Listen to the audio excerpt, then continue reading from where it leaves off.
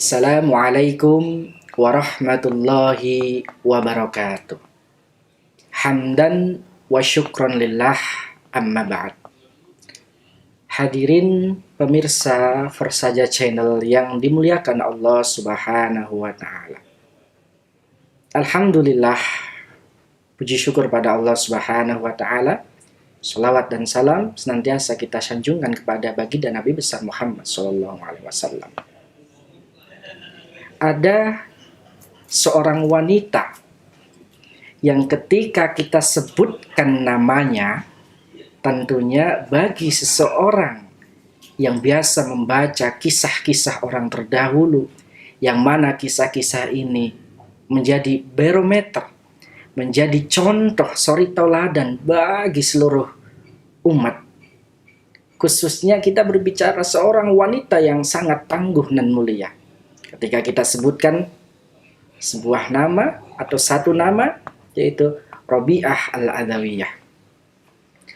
Pemirsa Versaja Channel yang dimuliakan Allah Subhanahu wa Ta'ala, ketika kita berbicara siapa sosok Rabi'ah Al-Adawiyah ini, beliau adalah seorang budak, seorang hamba sahaya yang mana seumur hidupnya mengabdikan dirinya kepada tuannya, kepada majikannya. Tapi apa?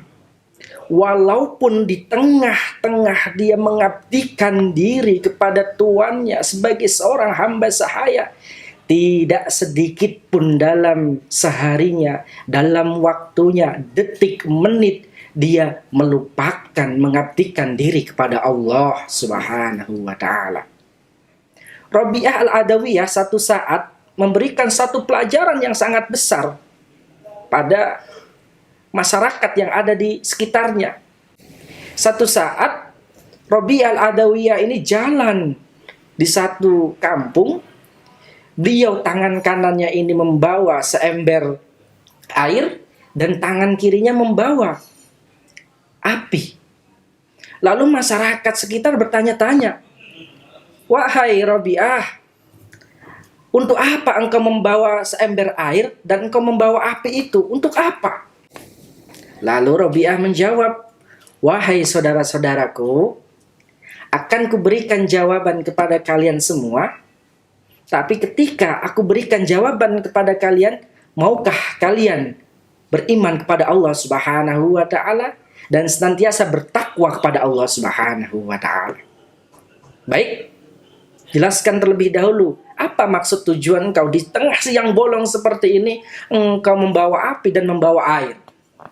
Lalu Rabi'ah Al-Adawiyah berkata kepada masyarakat yang bertanya tadi, "Wahai saudaraku, sesungguhnya aku membawa api ini, aku kalau diizinkan oleh Allah Subhanahu wa Ta'ala, aku akan memohon kepada Allah Subhanahu wa Ta'ala, ya Allah, ya Rabb, andaikan engkau izinkan hamba, andaikan engkau bolehkan hamba memohon kepada engkau, meminta kepada engkau, izinkanlah hamba untuk apa? Membakar surgamu itu."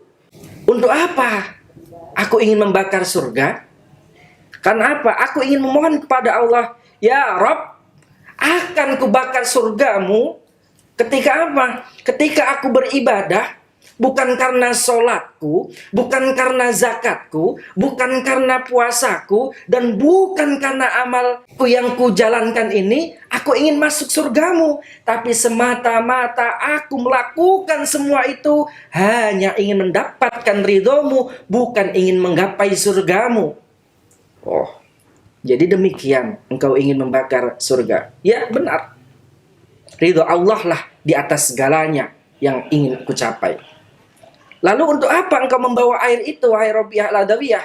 Oh, ya Rabb, andaikan engkau izinkan hamba dengan seember air yang hamba bawa ini, ya Rob, izinkan hamba padamkan panasnya api neraka itu, agar apa? Ketika hamba melakukan ibadah, sholat, zakat, berumrah, berhaji, dan lain sebagainya, bukan semata-mata hamba takut masuk ke dalam nerakamu, tapi semata-mata hamba beribadah hanya takut kepadamu. Inni akhafullahu rabbul alamin, hanya takut kepada engkau ya Rob. Maka dari itu, aku ingin memberikan pelajaran kepada kalian semua, wahai saudara-saudaraku. Jawab Robi Al-Adawiyah.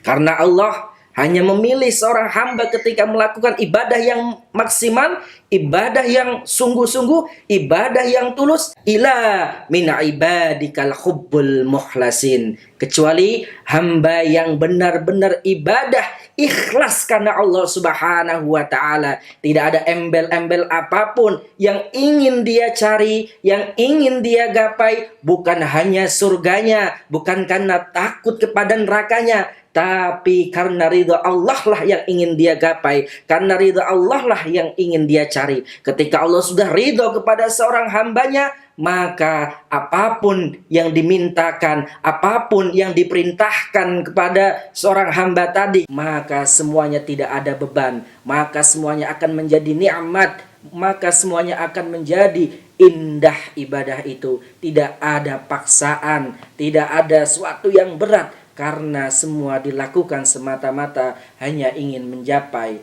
ridha Allah Subhanahu wa taala. Mudah-mudahan kisah Robi Al-Adawiyah ini yang sangat menginspirasi kita semua menjadi pelajaran untuk kita, bahwa ibadah kita ini semata-mata hanya untuk menggapai ridha Allah Subhanahu wa taala. Ihdinas siratal mustaqim. Assalamualaikum warahmatullahi wabarakatuh.